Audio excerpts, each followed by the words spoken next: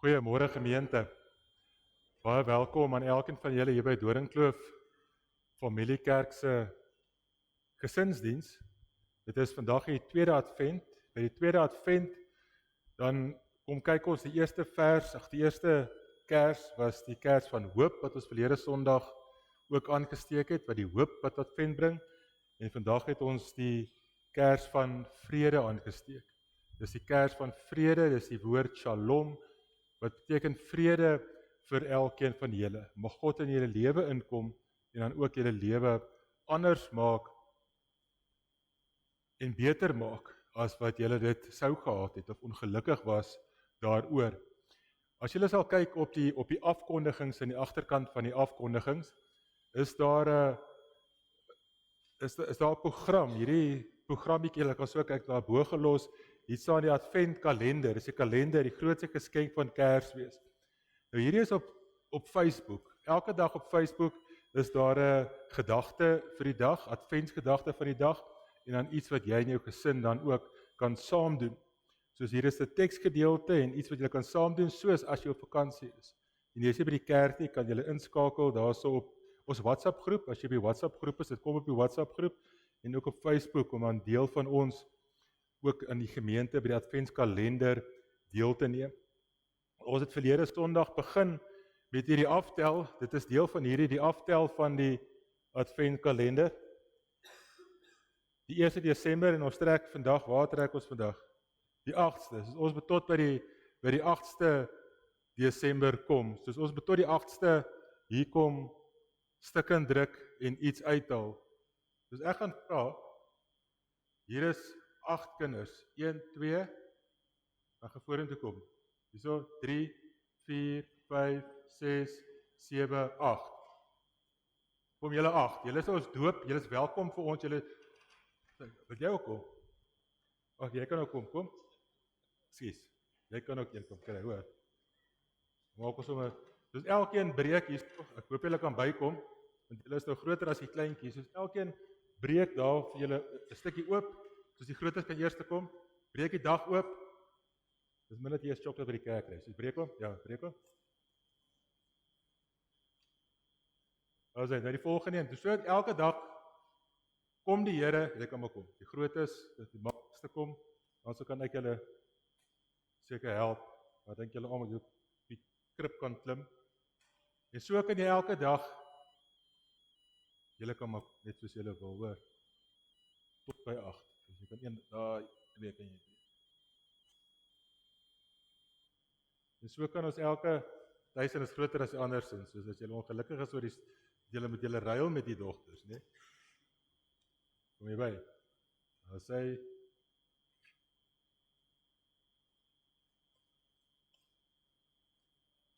dus vandag trek ons hier by die 8 Desember die geskenk van God en dit is vrede.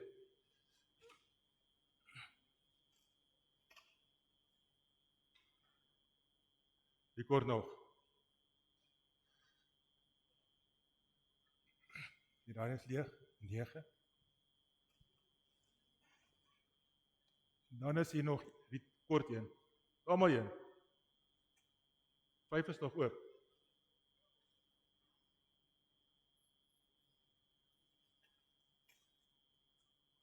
Dit is gesondheidskoekies. Julle kan maar gaan sit. Die gesondheidskoekies kan by die dooppa gee. Ek kan 'n bietjie gesondheid kyk. Daar is hy. So dan kom die Here en hy gee vir ons geskenke. Maar die grootste geskenk in Desember, in Advent, is dat daar vir ons 'n kind gebore is. En die kind is Jesus Christus. En so in Adventstyd, dan is dit ook so dat ons baie keer onsself gereed maak vir Kersfees, om persente dan ook vir mekaar te gee. En ons maak onsself ook reg in Kersfees om vakansie te gaan. Baie van ons gaan dan ook op vakansie, maar die Bybel is 'n plek waar al die karakters in die Bybel en al die hoofkarakters en die mense wat die Bybel dan ook geskryf het, eintlik in 'n tyd geleef het wat 'n woestyntyd was. wat eintlik 'n slegte tyd, 'n tyd vir 'n wildernisteks. Dis 'n teks van trauma, van drama en waar dit nie altyd so goed gegaan het nie. Ons kom dit gaan goed en ons gee vir mekaar persente en ons is deel van 'n geloofsfamilie in Doringkloof, maar baie van die hoofspelers in die Bybel was sonde gedoen en was veroordeel deur God. Soos Dawid wat ons eintlik kon kyk, of die volk van God wat daar in die woestyn was, mense van hongersnood en geweld. Soos Advent is ook nie 'n maklike seisoen in die kerk nie. As ons kyk na die wêreldgeskiedenis wat ook wat donker kan wees, as jy kyk oor die politiek in die wêreld en die oorloë in die wêreld en hoe kinders wat vandag baie persente gekry het en jong mense wat eintlik aan oorloë daarso in ander lande betrokke is en dan ook doodgaan. So kom Kersfees dan ook en wil lig inbreek, Advent inbreek ook in 'n donker wêreld. Maar die donker wêreld hou nie van die lig van Jesus nie. So dit is maklik om hier lig vir Jesus te wees, dit is maklik hier om deel te wees. Maar as ons dan in 'n donker wêreld in beweeg, waar daar eintlik vyandigheid is en donkerte is, dan is daar die magte van die wêreld wat dan ook teen jou gaan druk. En die storie van Jesus Christus is die storie van God wat mens geword het en na ons toe gekom het hier op die aarde. En binne in hierdie omstuimigheid wil God vir julle kom sê, daar is vrede. En God bring vrede. En soos God vrede bring vir ons en vir elkeen van julle, omdat daar 'n seun gebore is, die vredevors dan ook gebore is ons ook verantwoordelik om vrede te gee vir mekaar. Om in hierdie tyd, as jou lewe donker is, of jy weet van iemand wat donker is, daardie lig, soos die lig aansteek vir die Adventkers, daardie lig van vrede ook in jou gesin se lewe, en in jou werk, en in die wêreld se lewe, dan ook kan aansteek.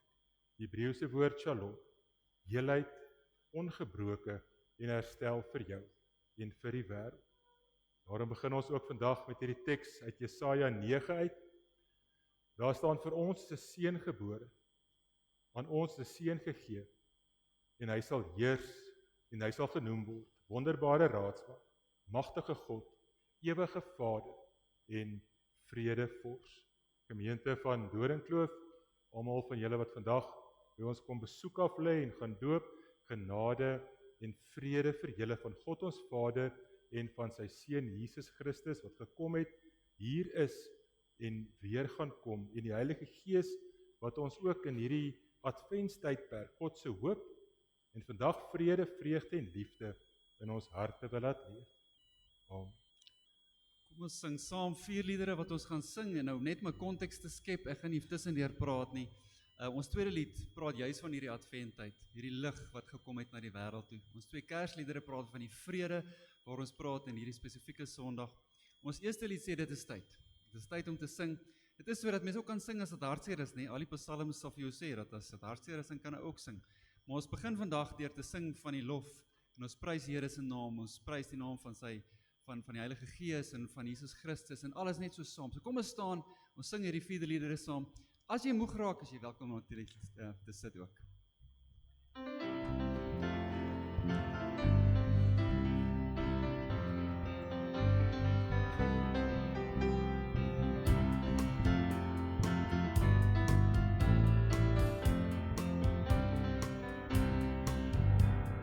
Skepper God, almagtig groot, deur die troue Skepper hand.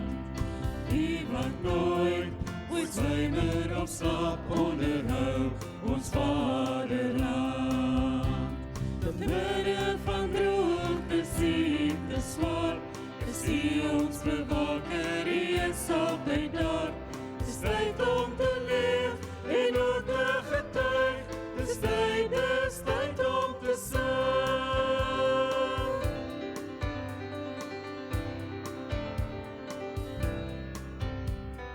Jesus Heer, U het opgestaan, U het self in my plek gelei. Genade onbeskryflik groot, van my skuld maak U my vry. Te midde van droogte, siekte, swaar, bewaker, U is altyd daar. Dis tyd om te leef en ook te getuig. Dis tyd om te sing.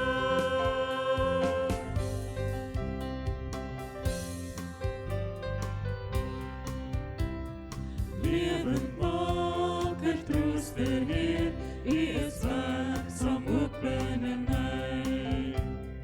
Sterk en val, vorm en lei my, ek wil leef volkome vry. Te midde van droogte, siekte, swaar, is U ons bewaker, U is altyd daar. Dis tyd om te leef en ook te getuig. Dis tyd om te sing. Dis tyd om te leef en ook te getuig. Dis tyd om te sing. U is die lig wat in die donker skyn. U is die een wat duister laat verdwyn. Skyn in ons harte, dryf die donker uit. Skyn in ons lewens tot in ewigheid. Jesus Christus, ons glo in U. Ons buig voor U neer, buig voor U neer. Jesus Christus, ons God en Heer, ons bring nou aan U die eer. U is oorwinnaar, U die dood verslaan. U het as koning uit die graf gegaan. Breek nou die band, gooi die boeie neer. Ons is oorwinnaar saam met U, ons Heer. Jesus Christus, ons glo in U. Ons buig voor U neer, buig voor U neer. Jesus Christus, ons God en Heer, ons bring nou aan U die eer. U is die bruidegom en ons die bruid. U nooi die bruiloftsmaaltyd uit.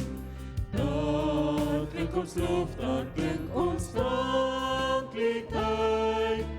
Ons bly by U tot in ewigheid.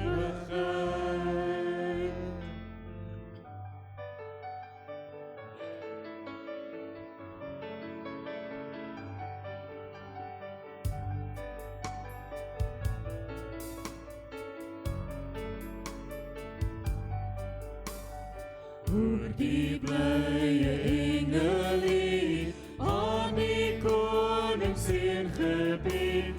Vrede op aarde, God die Heer, hy dalk tot die son daarneer.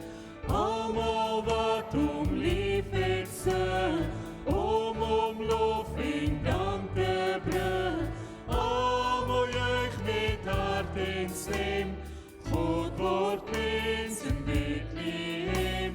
Hoor die blye engelied aan die koning seën gebied, aan die koning seën gebied. Christus ewig God en Heer, Christus daarom hoog vereer. In die volheid van die tyd word hy mens in nederigheid. Sondelose lam van God, kom aanvaar die mense lof.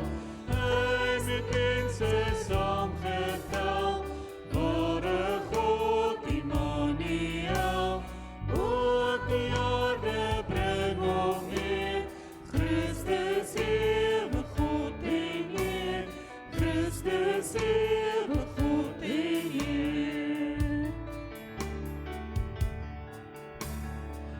Jesus ware vredevors, kom vir hom 'n volk verlos, wêreldwyd in elke land, kom bevryding deur sy hand.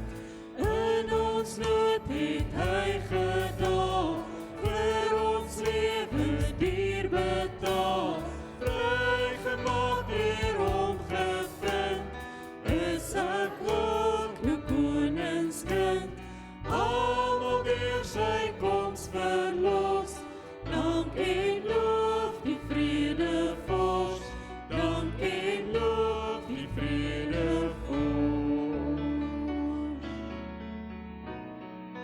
In die stad van koning Dawid, in die nederige stal, in 'n krib lê daar 'n kindjie, koning van die groot heelal.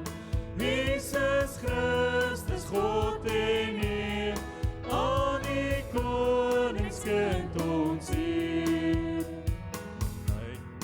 Hy kom woon hier onder mense, hy kom red ons van die dood. Al wat in hom glo, hom aanneem, die verlos hy uit hom noem. Jesus Christus, God en Heer, aan die koningskind ons Heer. Eenmaal sal hy as die regter in sy koningsmajesteit weer verskyn vanuit die hemel in volmaakte heerlikheid. Jesus Christus, God en Heer, aan die koningskind ons Heer. Jesus Christus, God en Heer, aan die koningskind ons Heer. Sit gerus.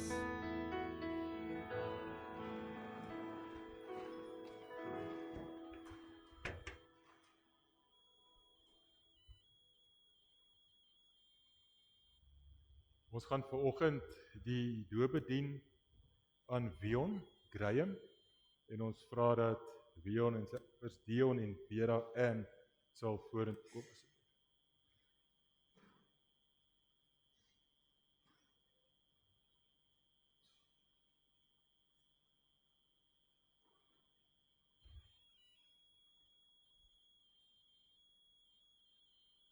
Daar sê julle kan net hier kom staan. Jy kan hier kom staan, hier langs my.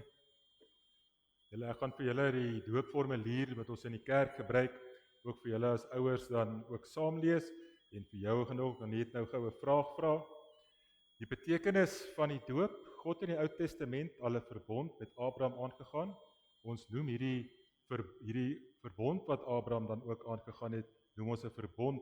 Die verbond kan vergelyk word met 'n testament waarin God al sy gawes tot sy kinders se beskikking stel. By die doop kom God en hy bevestig dat ons en ons kinders ook by hierdie verbond van God dan ook ingesluit word. Ons en ons kinders word verseker dat God ook ons God is en dit beteken dat hy ons Vader is en dat God vir ons liefhet en vir ons sorg en dat God vir jou liefhet en ook vir jou sorg, nê? Dat Jesus Christus ons verlosser is en dat die Heilige Gees in ons woon en vir ons nuwe mense maak en ons dan ook lei.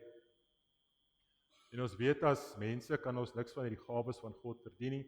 Ons kry dit alleen uit genade en ons kinders is in 'n wêreld gebore wat vol sonde is.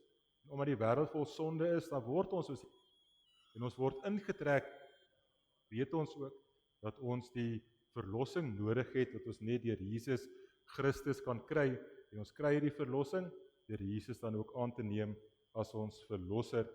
Daarom het God nou die ewige lewe as geskenk vir ons aangebied. Ons en ons kinders is hierby ingesluit. En ons kinders wat nie verstaan, kinders soos hy wat dan ook verstaan, is hierby dan ook ingesluit. Kinders van die doop kan maklik verkeerd verstaan word. Dis nie 'n mooi gewoonte wat ons ter wille van ander mense onderhou. Dis nie hoekom ons doop. Dis ook nie 'n bygelowige handeling waardeur ons teen gevaar of ongeluk beskerm gaan word. Dis ook nie die geleentheid waar kinders hulle name kry. Dit gaan by die doop oor God wat hom in sy liefde aan mense dan ook verbind.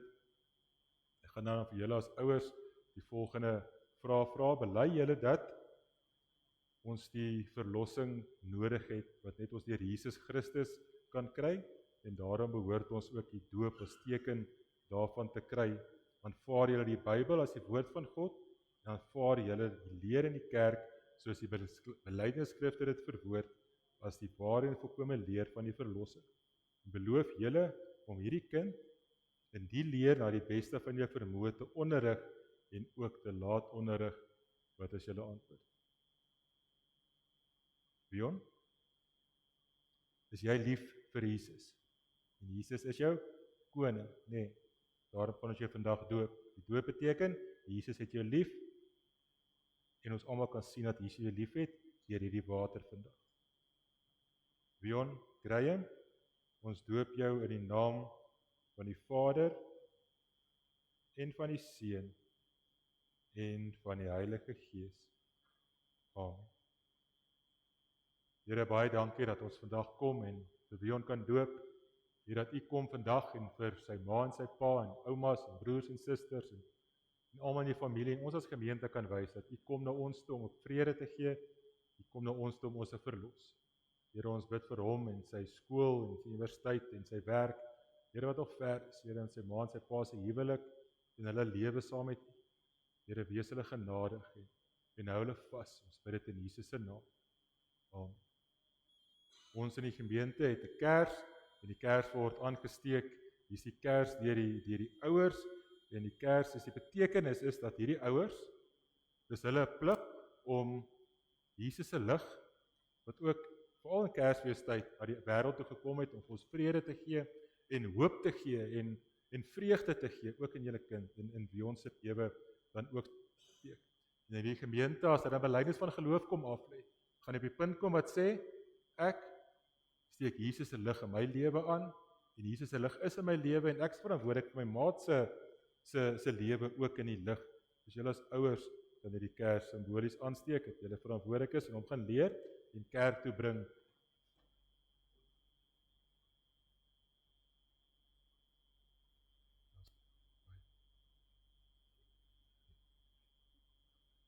Dankie julle hoor. Dankie, jy kan gaan sit hoor.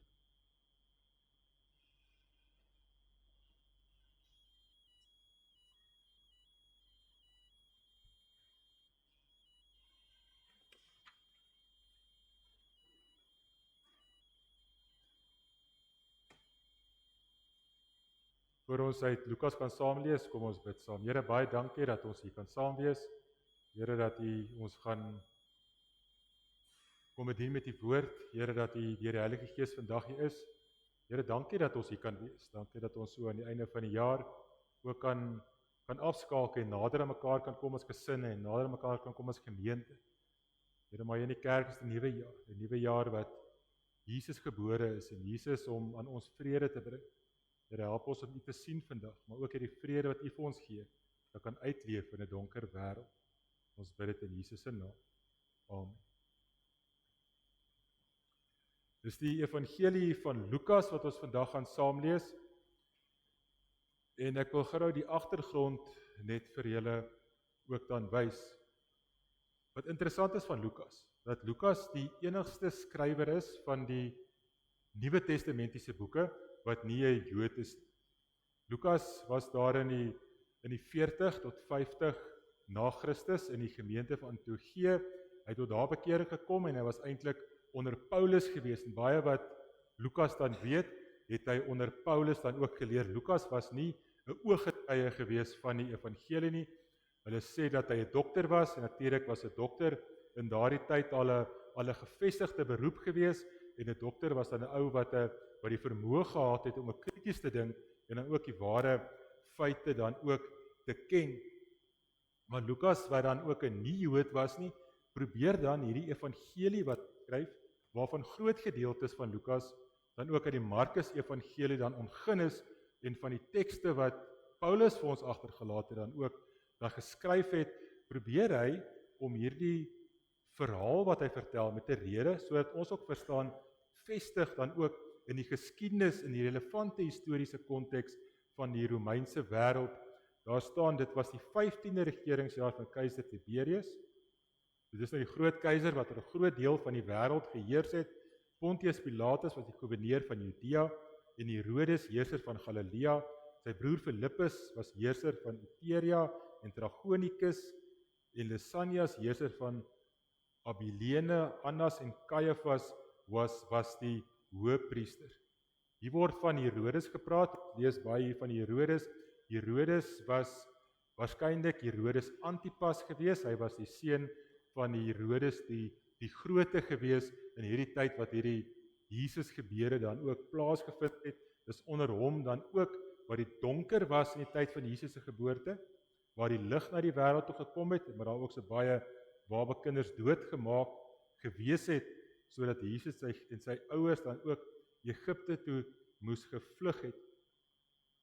Alhoewel Herodes dan die koning van Galilea genoem word, was Herodes se koning 'n naam gewees. Die regte heerser oor hierdie gebied was Pontius Pilatus. Pontius Pilatus was 'n magtige man en hy kon eintlik gedoen het net wat hy wil.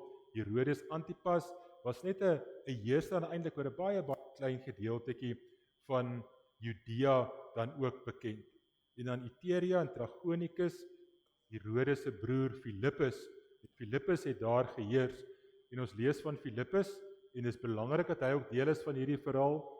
Philippus was dan getroud gewees en sy eie broer het dan sy vrou, kom ons wat die regte woord, afgevry, as ons dit so kan noem. Hy het sy broer se vrou gevat en dit op daai wat Johannes die Doper, waarvan ons vandag gaan lees, dan ook na Herodes toe gekom het en hom geoordeel het en hom gesê, God sê, dit wat julle gedoen het, is dan ook verkeerd. En dis as gevolg van hierdie gebeure, wat Philippus dan ook sy vrou verloor het, Herodes sy vrou gevat het, wat veroorsaak het dat Johannes die Doper aan die einde van die dag dan ook sy kop verloor het.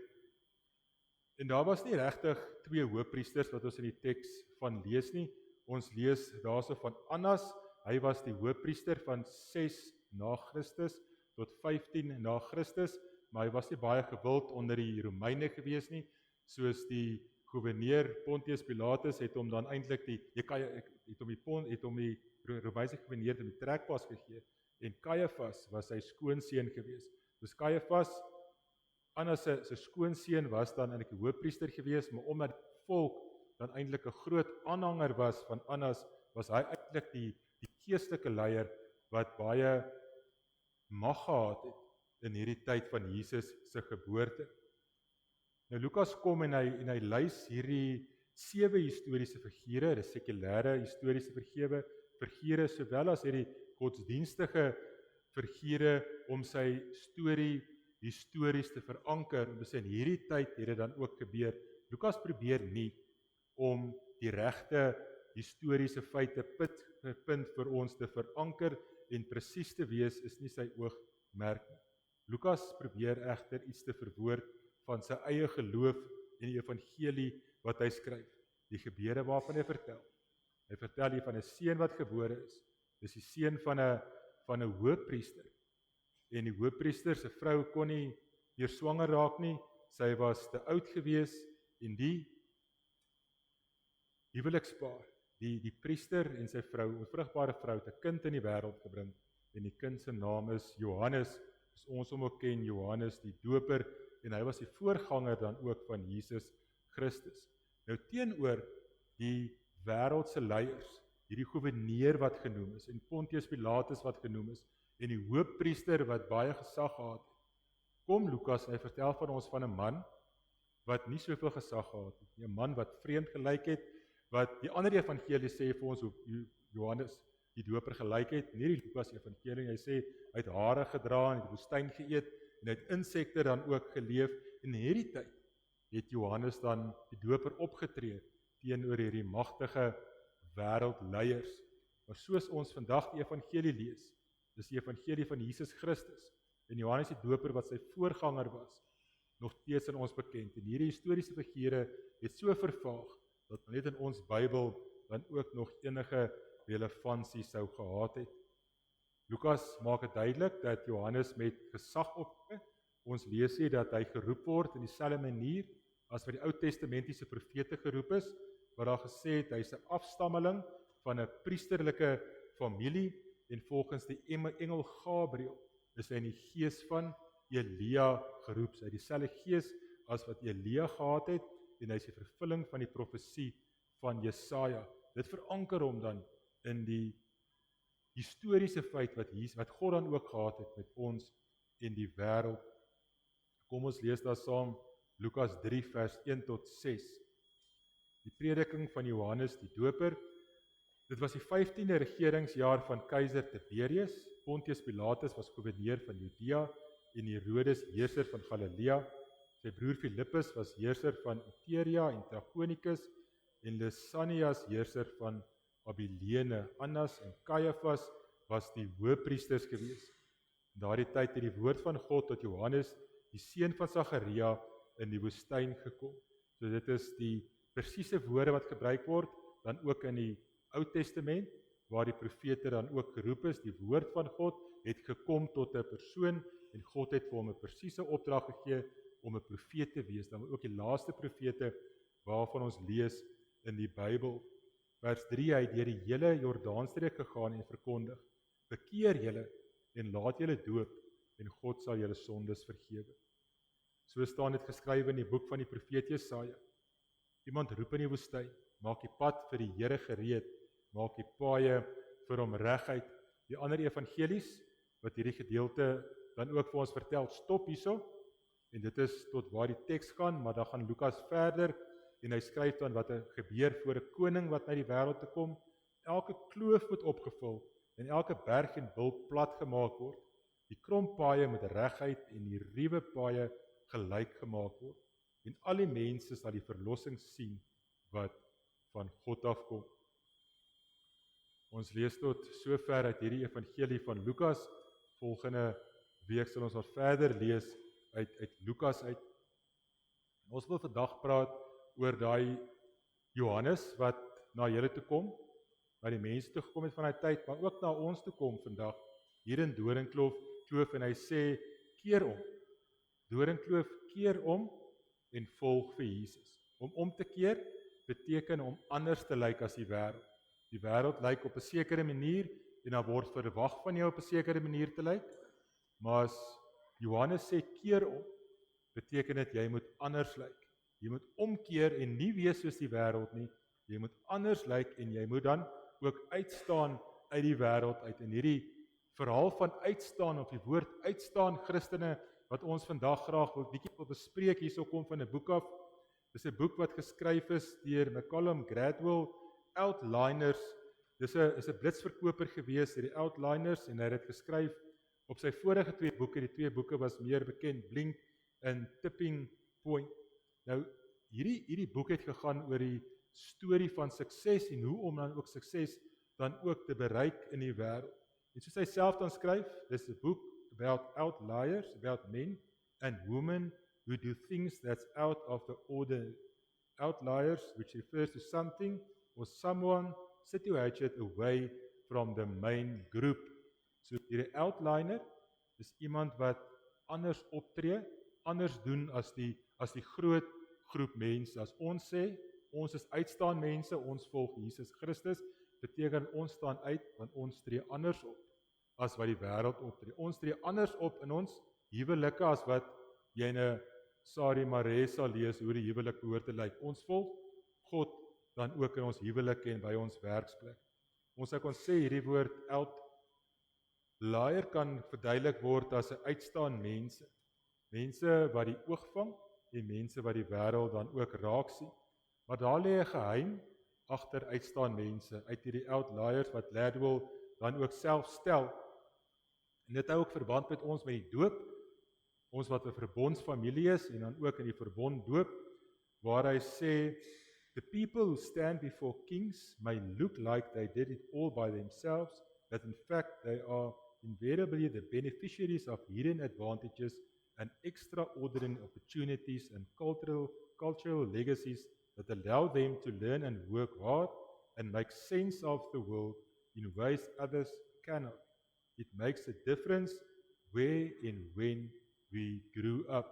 Dit maak 'n verskil of ons kinders in die kerk grootmaak en wat 'n soort familie jy groot geword het en hoe jy hierdie verbondsbelofte wat jy afgelê het, dan ook ernstig opneem. Want dit gaan jou kind laat uitstaan. Dit gaan vir jou kind 'n uitstaan mindset.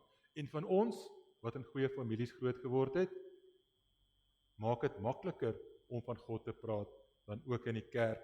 Nou Johannes die doper was so outlier, so outstanding, so uitstaan mens gewees. Hy was die seun van 'n priester gewees en hy was uit die geslag gekom dan ook van die Israeliete gewees. Hy is geroep in die Ou Testament, hy het die gees gehad van Elia wat hom anders gemaak het as die profete van sy tyd is die boodskap wat Johannes die Doper dan ook verkondig het. 'n Boodskap wat die heim gegee het hoe 'n uitstaan mens moet word en hoe jy uitstaan mens dan ook word in die lewe. En sy boodskap is eenvoudig. Johannes se boodskap is eenvoudig. Hy sê daar's 'n goddelike agenda agter alles wat in die wêreld gebeur. God het 'n plan met Jesus se geboorte. God het 'n plan dat Jesus gebore is in 'n sekere tyd en God dan ook 'n plan met jou en my wat in hierdie tyd leef. In hierdie tyd in doringkloof is en ook ouers is in die gelowiges se verstaan van die lewe. Om so na die lewe te kyk. Dat God 'n plan het met jou, dat God 'n plan het met die gemeente en 'n plan het met jou as verbondsouer maak van ons dan ook 'n boodskap, ons lewens se boodskap wat uitstaan. Lukas 3 vers 3 tot 6 sê, verkondig dat die mense hulle moet bekeer. Dis die eerste plek, jy moet jou bekeer, jy moet omdraai, jy moet anders leef, jy moet uitstaan, dan sal God hulle sondes vergewe en moet hulle laat doop. Mense sal die verlossing sien wat van God afkom. Ons teksvers Lukas 3 vers 3 tot 6. Hierdie teksvers begin met keer om en volg. Draai om van die manier hoe die wêreld leef, lyk anders as die wêreld en volg dan ook vir Jesus. Johannes sê, bekeer julle. Dis 'n ou woord, baie ou woord wat tot vandag toe nog dieselfde betekenis het en almal het dit nodig. Calvin het ook gesê, daar kom 'n tyd wat ons almal of iemand tot bekering aan vir God sal gee vir die eerste keer, maar dan kom maar ook in elke gelowige se lewe 'n tyd dat hy elke dag weer tot bekering moet kom. 'n Tyd waarin jy vandag moet sê, ek draai om en ek volg vandag dan ook vir Jesus. Dit noem Calvin dan jou daaglikse bekering.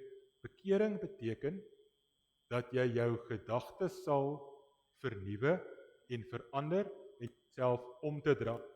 Baie keer sê ons volg God, maar ons gedagtes wil graag hierdie boek klaar lees, wat oor 'n buiteegtelike verhouding gaan as voorbeeld, en jy wil graag weet hoe dit gaan eindig, maar dan sê jou gedagtes vir jou. Dis die Heilige Gees wat vir jou sê, jy beïnvloed jou gedagtes deur die donker kant van die lewe. Jy as uitstaan mens, as jy jou denke vernuwe, dan los jy enigiets wat vir jou kan afvallig maak. Enigiets wat vir jou 'n trigger kan wees in die lewe, wat jou kan maak na die donker te beweeg, dan verander jou gedagtes en sê, ek gaan dit los. Ek is nie meer deel daarvan nie. En dan begin jy te leef in die rigting van die koninkryk. Om jouself te bekeer, om te draai, begin by jou gedagtes. Vandag, elke sekond, as jy voor 'n situasie kom en sê, hierdie ding trigger my nou, hier gaan ek wegdraai, dan sê, Here, verander my gedagtes, maak my sterk, sodat ek in die rigting van die koninkryk kan beweeg. En dis wat Johannes die Doper kom doen het. Johannes die Doper het gekom, en hy het die pad gelyk gemaak vir die koninkryk van God, om dan ook te kom. Vers 4 tot 6 is die aanhaling uit Jesaja 40, vers 3 tot 5, om die pad van 'n koning gelyk te maak.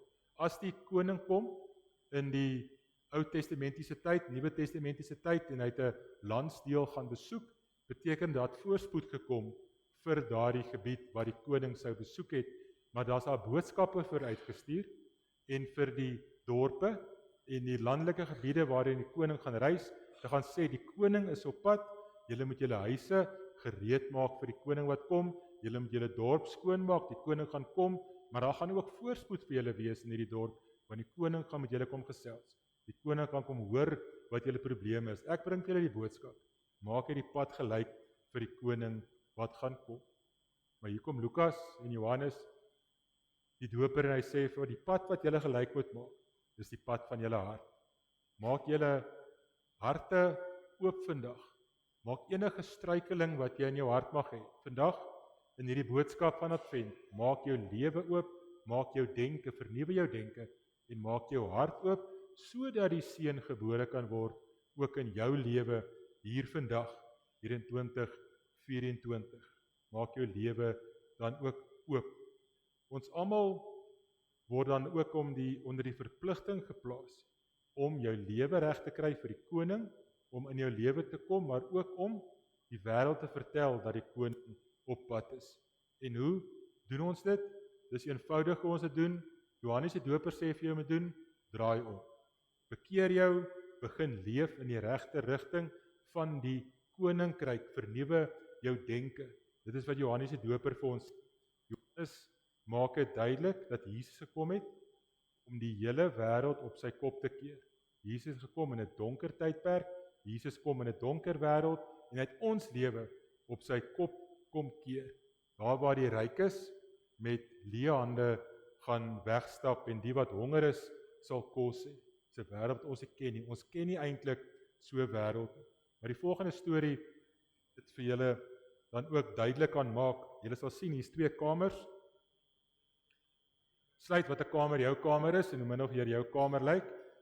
Die wit kamer is mooi, maar as jy 'n hond en kat het, is miskien nie so moontlik nie, miskien 'n ander kleur, maar hier's nou 2 kamers wat jy kan besluit hoe jou kamers nou sal lyk van Kerom en volg.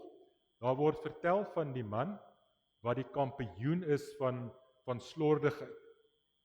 Hy kon eenvoudig nie die logika verstaan. Ek dink baie van julle of ons kan nie die logika verstaan om jou bed op te maak as jy in elk geval vanaand weer nog gaan slaap. Of om die tandeborsel se propie op te sit as jy in elk geval weer jou tande gaan borsel.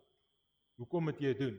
En dit is die logika van iemand wat die kampioen van slordigheid is.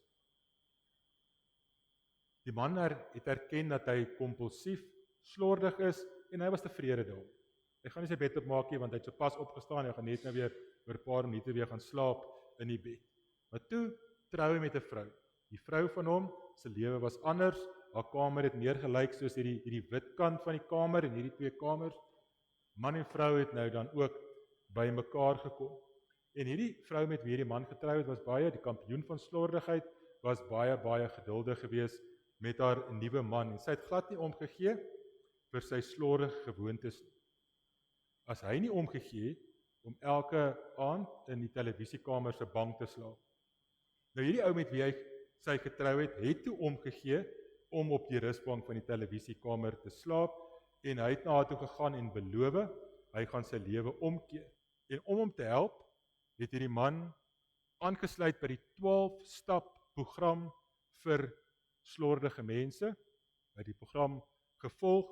Hy het gegaan na 'n fisioterapeut toe. Die fisioterapeut het hom geleer om sy arm op te tel, om sy klere op te hang. En die arbeidsterapeut het hom geleer hoe dit moet lyk om jou klere op te tel. Die 12-stap program, fisioterapeute, arbeidsterapeute, het hy toe gedoen.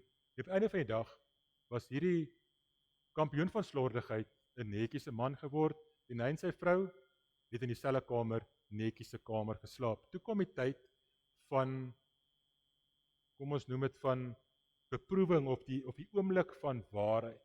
Sy vrou moes vir 'n week lank weggaan vir haar werk.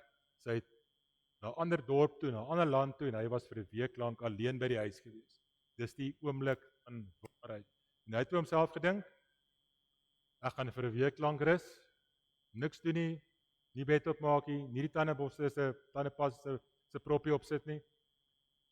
My vrou is weg en hy het dit toe ook nie gedoen nie. Maar iets vreemds het met hom gebeur. En dit wat vreemd is met hom gebeur, hy het glad nie ontspan as daar vuil skottelgoed in die was.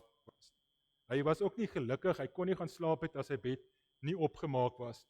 Hy moes sy bed opgemaak het. Onopgemaakte bed het nie laat slaap nie. Wat het gebeur?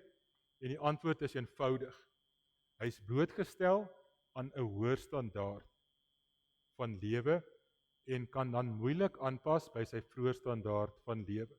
En dis presies wat bekering beteken. Dis presies wat beteken as Jesus jou lewe oorneem. Jy word aan 'n hoër standaard blootgestel en dis baie moeilik om na 'n lae standaard toe te gaan. Dis presies wat verbondsouers beteken. Jy maak jou kind gewoond aan 'n hoër standaard, jy bring hom kerk toe, jy vertel hom van Jesus Christus, jy maak hom groot op die regte manier, dan word daai kind groot op 'n hoër standaard, gaan vir hom moeilik wees om op 'n laer vlak te leef as hy eendag jou huis verlaat het. Hy sal graag op dieselfde vlak wil leef, want hy wil graag leef daar waar Jesus dan ook teenwoordig is.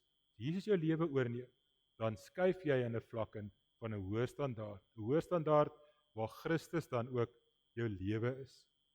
Daarom keer ons om en ons volg vir Jesus. En hierdie teks sê as jy omgedraai het, jou deel gemaak het van 'n nuwe lewe, van 'n verbondslewe, jy lewer op 'n hoë standaard, dan gaan God kom, jy gaan jou sondes bely, jy gaan vir God sê wat jy sonde gedoen het, en God gaan jou sonde dan ook vergewe. Jy gaan die vergifnis ontvang, wat van God afkom, en jy gaan skoon gewas wees. Daardie vuil gaan weg wees, soos die doop, die water, 'n teken is, dat Jesus Christus jou 'n nuwe mens maak, 'n hoër standaard mens, 'n uitstaan mens dan ook maak, so word jou sondes vergewe. Karel Menninger was 'n sielkundige gewees, hy is nog 'n beroemde, bekende sielkundige, en hy het op 'n keer gesê dat sy pasiënte in 'n psigiatriese inrigting waar hy dokter was, dat 75% van psigiatriese pasiënte in 'n inrigting beter sal vaar en selfs vinniger ontslaan kan raak as hulle weet hulle sondes is vergewe. Dat hulle dit wat ek gedoen het vergewe is en dat ek wel 'n nuwe mens is. En daar word gesê deur sommige sielkundiges dat hierdie kan selfs 'n hoër persentasie wees as 75% kan wees, want mense word vasgevang en vasgedruk deur sonde. Wanneer word jy baie donker? Wanneer word jy depressief? Wanneer word jou lewe uitmekaar geval? Wanneer breek jou wêreld in stukke? Dis as jy sonde het. En hoe word dit heel? Om my sonde vir God te gee. Om vir God te sê, Here, vergewe my sonde. Ons almal het 'n behoefte om aan sonde vry te word. Dit ons vas te vang in die lewe. Te sê, dit is verlos daarvan. Dis die vergifnis van sonde. Om na die Here toe te gaan, dan gaan 75% van ons probleme weg wees. Want God wil ons ligter laat lewe. God wil van ons 'n uitstaan mens maak. En die tweede punt wat ek hier wil wys is kort voor haar dood in 1988, dis Margarita Lasky. Sy is 'n bekende sekulêre skrywer, sy is 'n humanistiese skrywer. Sy het erken in haar boeke en haar onderhoude dat sy nie glo nie, maar sy het in 'n televisieonderhoud onverwags het sy die volgende opmerking gemaak. Het sy verklaar het, wat ek van julle Christene die meeste beny, dat julle glo in 'n God wat vergewe. Ek het niemand by wie ek kan hoop op kwytskelding van my oortredings te kry. Mense wat nie God ken, beny ons, want ons kan vrygestel word deur te sê, ja Here, ek draai om, ek staan uit, ek is nie soos die wêreld rondom my, en ons word kwytgestel. Mense wat nie Here ken nie, is jaloers op jou lewe, is jaloers op jou bevrydende lewe, die lewe van vrede, wat ons dan ook kan lei. En ek wil die volgende verhaal vertel, tot dit beter te verduidelik. Daar in 'n Italiaanse dorpie, was daar 'n vrou, wat begin getuig het, dat Jesus kort aan haar dan ook verskyn. En die berigte het by die aartsbiskop dan ook uitgekom, dat daar 'n vrou was, wat sê Jesus het haar verskyn aan haar, en hy het gaan ondersoek instel, want daar's 'n fyn lyn tussen egte, mystieke ervaring met Jesus, en dan ook die grensgevalle van iemand wat miskien 'n bietjie 'n gek grensval mag wees. En hy het na die vrou toe gegaan en vir haar vertel my meer van hierdie mistieke ervarings wat jy het. En as Jesus dan weer aan jou verskyn, vra volgende vraag. Hy het gesê, die volgende keer as jy hom sien, wil ek jy moet vir Jesus vra, watter sondes ek die laaste keer by die Biegvader dan bely het. Die vrou was stom geslaan, hoor ek die reg biskop, wil jy sowaar hê ek moet vir Jesus vra om my van jou sondes te vertel. Presies, skakel my asseblief indien jy Jesus dan ook weer sien. 10 dae later het hy die vrou vir hierdie aartsbiskop gebel en gesê, Jesus het dan ook onlangs aan my verskyn, kom asseblief. Die aartsbiskop was beskierig om te hoor en hy was binne 'n uur by hierdie vrou gewees, en hy wou haar tot aangesig sien, en hy het vir haar gevra, jy het oor die telefoon gesê, dat jy regtig vir Jesus gesien het.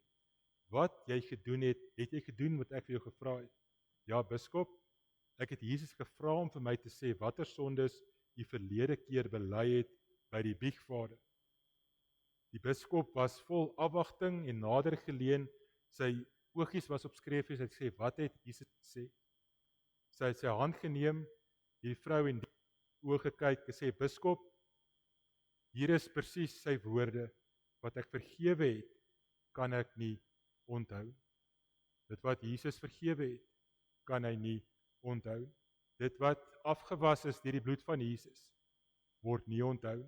Die water wat die water afgewas het, word nie deur God onthou nie. Het staan in die boek van Openbaring, waar daar staan, ons almal gaan eendag voor die troon van God verskyn, met wederkoms gaan almal wat lewe en dood is weer voor die troon verskyn, en die boeke van die lewe gaan oopgemaak word.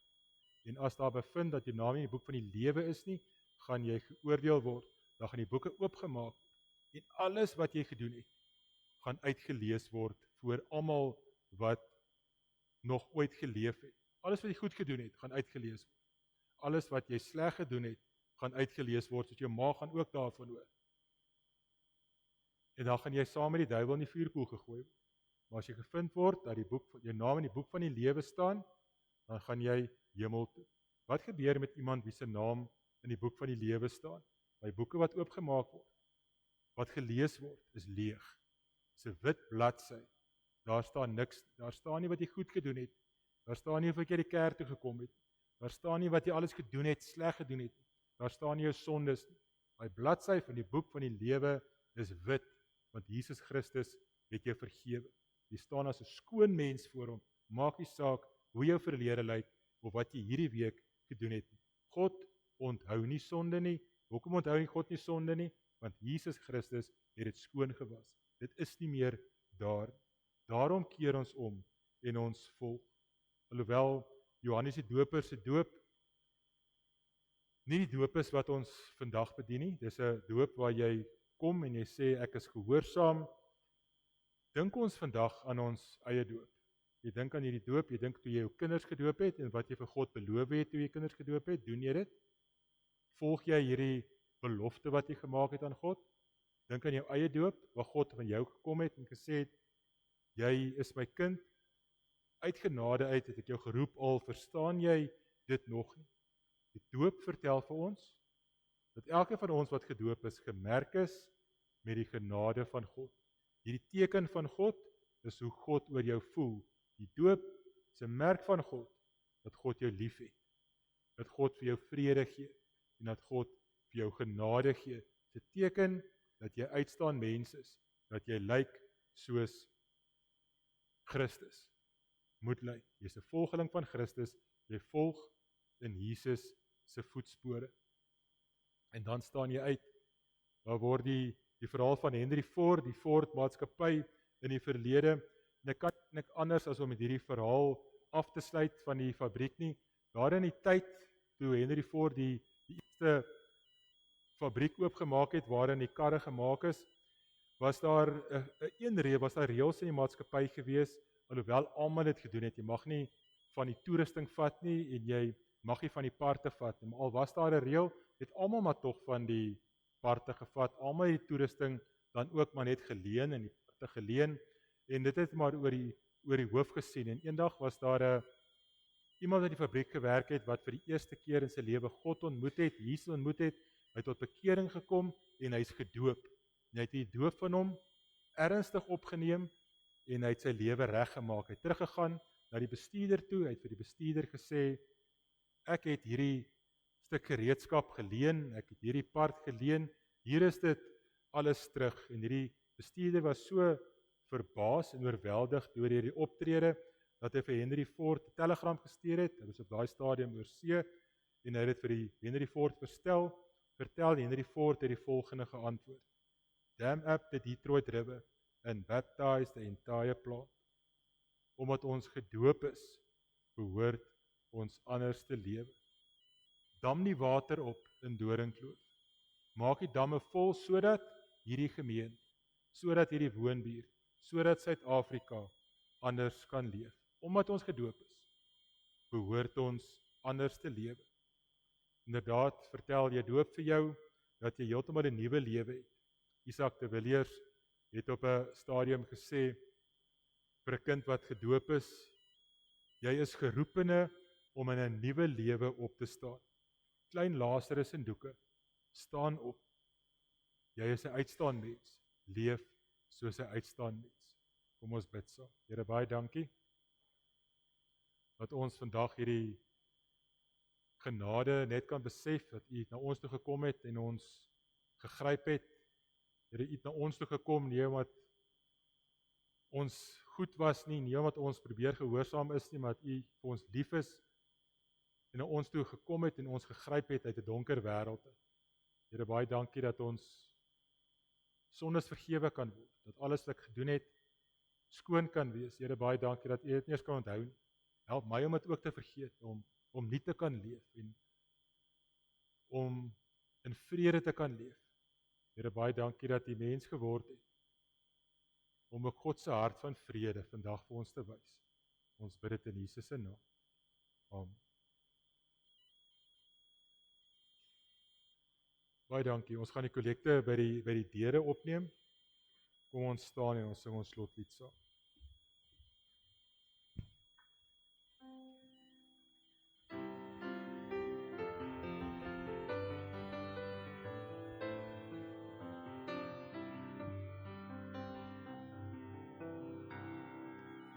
Welkom o stille nag van vrede onder die suiderkruis. Wyl stemme uit die ou verlede oor sterrevelde ruis. Kersfees kom, gee aan God die eer. Skenk ons 'n helder somerkersfees in hierdie land, o Heer. Hoor jy hoe sag die klokke buier in eeuweoue taal. Kyk selfs die nagtelike swye vertel die ou verhaal.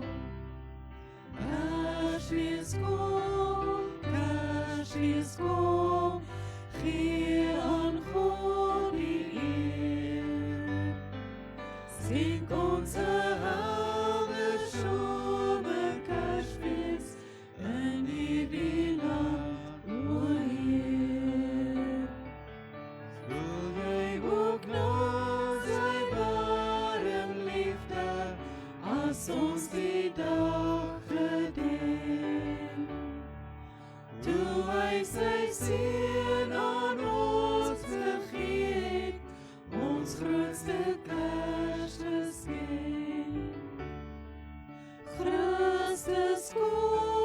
Christus kom, gee aan God die eer. Skenk ons 'n helder somerkersfees in hierdie land, o Heer.